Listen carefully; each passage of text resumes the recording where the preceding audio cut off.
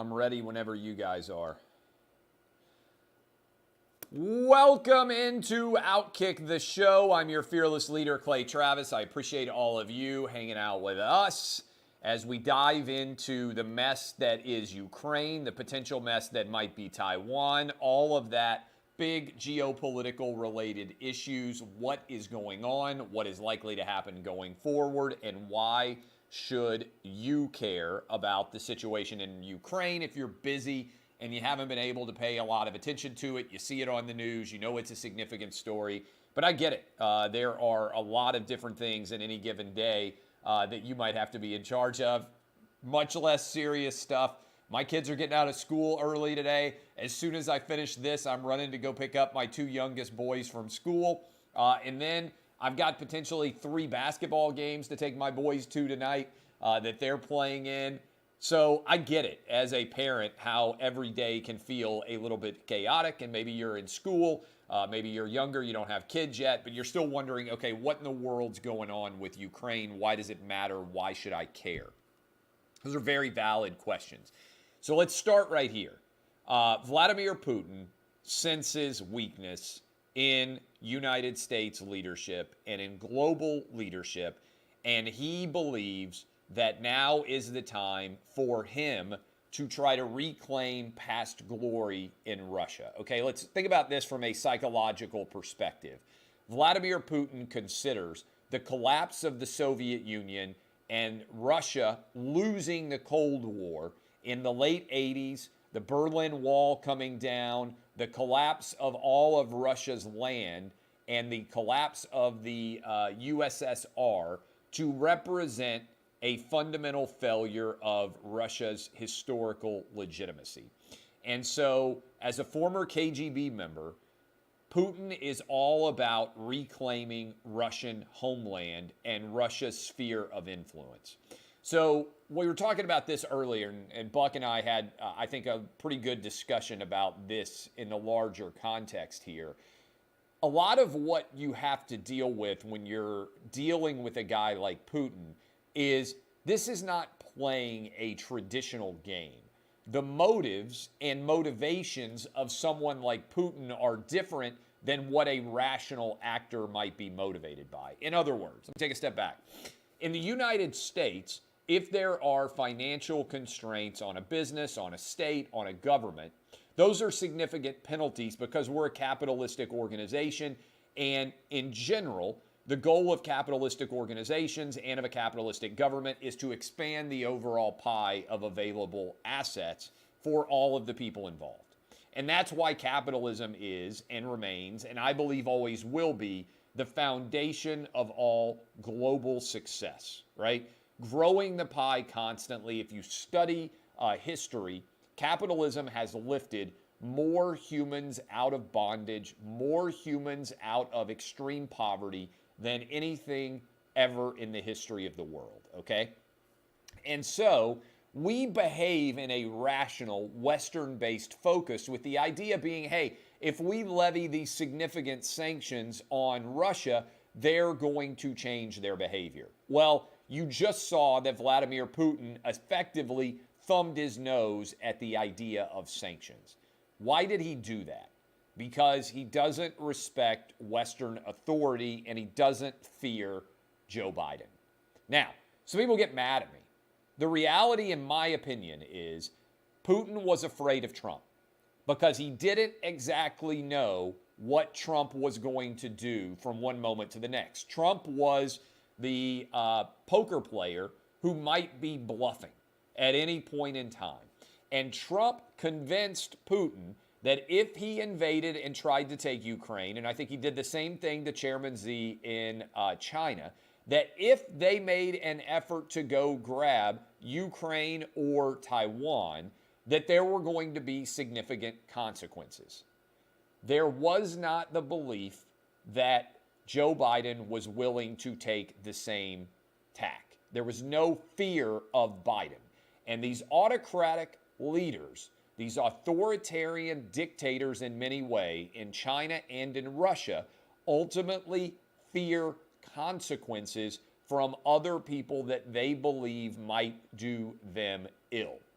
And that is what Trump represented. And again, one of the big problems that the blue check marks have, and we had Trump on the show Tuesday. I'd encourage you to go listen to the full hour because it was an interesting conversation. But one of the real problems that the blue check marks have is explaining why Vladimir Putin didn't do anything to Ukraine for the 4 years when Donald Trump was in office, and why, relatively speaking, China was very muted as it became in relation to Taiwan while Trump was in office.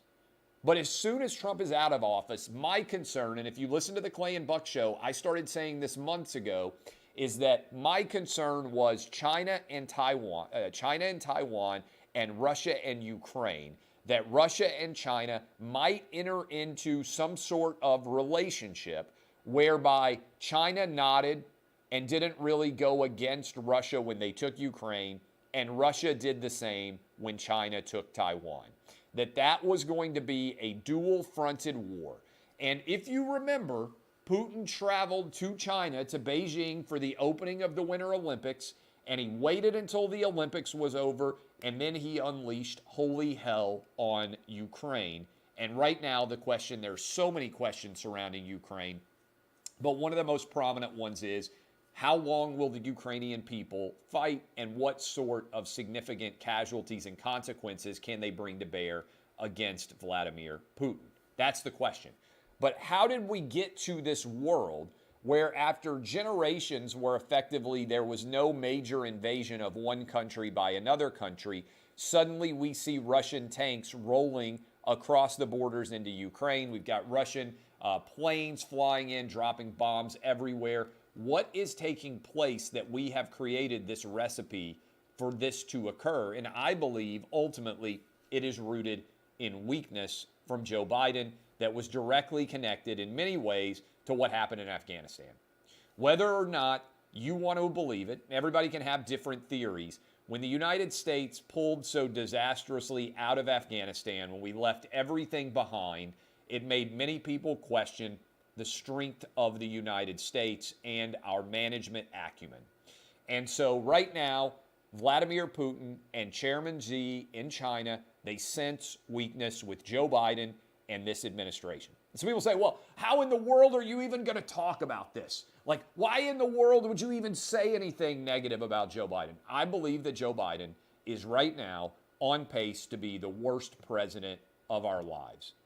I think worse than what Jimmy Carter has accomplished. If you consider Afghanistan, if you consider right now what's going on in Ukraine and may go soon, unfortunately, on in China and Taiwan, if you consider what's going on with the murder rate in our country, with the border having more people coming across it illegally every year so far with Biden than it has any year before, and you also contemplate the failures of COVID and 7.5% inflation, what has Joe Biden touched that has worked well?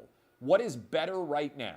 Regardless of how you voted, Democrat, Republican, Asian, Hispanic, black, white, gay, straight, male, female, what out there is better in the United States today than it was a year ago? I can't think of a single thing. Maybe you can argue that you've got a small measure of recovery in terms of the stock market, right? Stock market's up a little bit compared to where it was when Joe Biden took office. It's come back down over 10% so far this year, but had a decent year last year. It's probably the only thing you can point to. Stock market, S&P 500, not a total disaster there. And thankfully, the stock market seems to have come back a little bit in the hope that this Ukrainian incident is not going to last forever and not going to spiral into a larger conflagration in Europe involving NATO, involving Western Europe. How exactly all of this is going to play out ultimately comes down, I believe, to weakness. And I believe our failures in Afghanistan, combined with the failures that we are seeing domestically right now, 7.5% inflation, murder rate skyrocketing, border a sieve at the south, and everything surrounding COVID simultaneously, all of the tension, all of the feuding is creating a huge mess, a void of leadership that is being taken by totalitarian, autocratic leaders. in China and in Russia as an opportunity to expand their sphere of influence while the United States' own sphere of influence is declining. That is what I believe the consequences of American foreign policy malaise actually represent.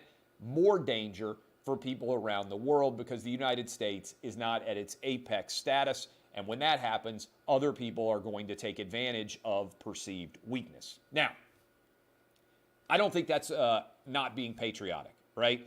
Some people out there saying, oh my God, we've got Ukraine being invaded. How can you be anything other than patriotic? Well, I don't believe that patriotism requires mindless agreement with whoever is in a position of power.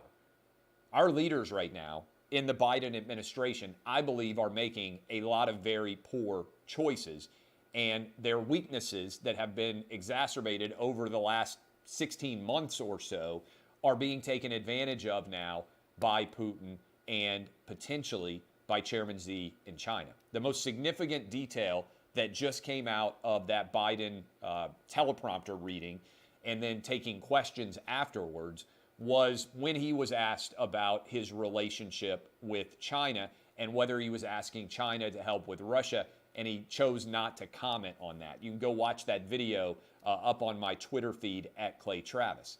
That suggests, as I said earlier, we know Putin and Xi were in Beijing together for the start of the Winter Olympics. We know that Putin waited until the Winter Olympics ended to officially begin his invasion. We know that there is some form of rapprochement, some form of allyship that may be existing right now between Russia and China. And so that makes me wonder whether a dual-fronted battle may be soon on the horizon with Taiwan. Some of you may say, well, why do we care about Taiwan? Taiwan is a much bigger issue than Ukraine, frankly, because Taiwan is where most of our semiconductor chips come from. Democratic island off the coast of China in the South China Sea. And right now, China is starting to fly airplanes over Taiwan to send a message that they consider that to be Chinese airspace, and they consider Taiwan to still be a part of China. And so we have long had in the United States a policy of strategic ambiguity as it pertains to China. What does that policy of strategic ambiguity actually mean? Well, it means that we don't actually say what we would do in the event China decided to invade Taiwan. Are we going to send troops there? Are we going to send aircraft carriers? Are we going to send airplane, ships, materials? We never say. And as a result, there is a looming potential conflict here as China potentially expands. Remember, China took Hong Kong and there was virtually no pushback. Now, they took advantage of the Hong Kong situation in the midst of COVID as everyone around the world was focused on their own internal domestic squabbles. And that is the biggest issue that I see right now. We have been in a war of ideas with China for the last decade or more in a significant fashion, and most people in America didn't even notice. Most people in America weren't even aware when it became a big deal about whether the NBA would allow its players to speak out against Chinese genocide. That was a big deal because we're in a battle for ideas. And United States citizens who are NBA players are very comfortable ripping the United States to high heavens, but they won't hold China accountable. When Hollywood studios decide to change storylines, such as whether or not there are villains from China, when they are willing to change entire plot points to try to get their movies on in Chinese theaters, when China is reaching its long arm outside of China and policing what people are saying on social media when they are in school in the United States. China is policing what their people are able to say when they are stretching outside of the bounds of their own country and trying to remake the geopolitical world order. We have failed because China for a decade has been punching us in the back of the head, and they've been exploiting our social media, and they've been using our social media to tear us apart internally in this country. While they rise, they've been pulling us down, and most people haven't even been able or willing to recognize what is actually going on inside of China. So we have now reached the point where China and Russia both feel emboldened enough to reach out and try to expand their geographic reach in both Taiwan, potentially, and certainly right now we are seeing in Ukraine. Question is, how long is Ukraine going to hold out? Are any of these sanctions going to have any kind of consequential and significant impact? If you look right now, President Biden said just now, this is according to Peter Hassan, who works at foxnews.com, no one expected the sanctions to prevent anything from happening. That's what Biden just said right now. On Sunday, Vice President Kamala Harris said the purpose of the sanctions has always been and continues to be deterrence. And so if you look at where we are trending right now, I hope that this is going to end sooner rather than later, but I'm not sure why we should have any confidence at all of what's going on. And I also believe this is significant. Most people in the media told you, including Joe Biden himself in his campaign, that he was the safer choice. They told you that if Joe Biden was in charge, that America would be under less danger because they were the adults in the room. That was a lie. Donald Trump made America safer. Now, he sent mean tweets. He wasn't always behaving in a presidential fashion, but he made those dictators in Russia and in China take note of what he might or might not do. Look at what he did in Iran to Soleimani when he just wiped him out. Trump was willing to take aggressive action to protect American interests. And it was hard to predict exactly what he might do. As a result, Putin and Xi respected and maybe even a little bit feared what Trump might do because they didn't know what the decider's ultimate choice would be. Ultimately, that's what the president is. He is the decider. Everything comes down to the choice that he makes, okay? And there was a legitimate fear in China and Russia that if they got too far out of line, there would be severe consequences for what they did. And now there is not that fear.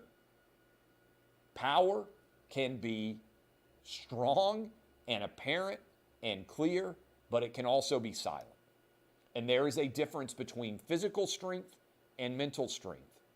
And you have to stand up to these dictators and make them fear the consequences of their actions. You have to draw bright lines and say, do not cross here or there will be severe consequences, and they have to believe it. It's clear that sanctions were not a big enough threat to Vladimir Putin to keep him from invading Ukraine.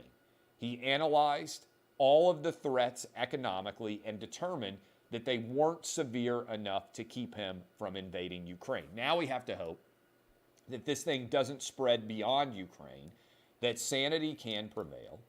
I give credit to the people in Russia who have decided to come out and protest against this war with Putin. They have real risk, they do, the opposition does. To speak out against Vladimir Putin in Russia requires a tremendous amount of bravery. Look at what happened to Alexei Navalny, who was now and still remains in prison, poisoned. They tried to kill him for speaking out against Vladimir Putin, okay? That requires great bravery. I give credit to them, certainly to all the people in Ukraine and also now in Taiwan, where they have to be incredibly nervous about what might happen with China. I give incredible plaudits to everyone who is willing to stand up and fight for their homeland. And I hope that this situation resolves itself sooner rather than later with as little bloodshed as possible. But right now, my concern is not just about Ukraine.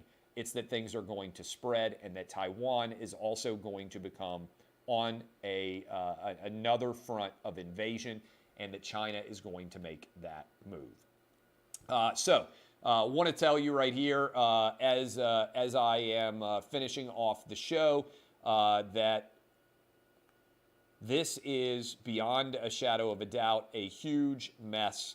I want to thank the people at 10,000 for all of their fantastic product that they have passed along to us. They have got great workout clothes. I'm in tremendous physical condition, right? Try to get a good workout in 4 or 5 days a week, and I use 10,000 gear when I do so. I absolutely love their shorts and their shirts. Very versatile in terms of being able to hook up. And right now, 10,000 is offering our listeners 15% off your purchase at tenthousand.com. Enter the code Clay15. That's my name, Clay15, to receive 15% off your purchase. That is tenthousand.com with the code Clay15. Get hooked up today. Again, these are amazing shorts, amazing shirts, great workout clothes. If you're trying to get hooked up with the best possible workout clothes, make sure that you do it. Again, go to tenthousand.com, enter the code Clay15.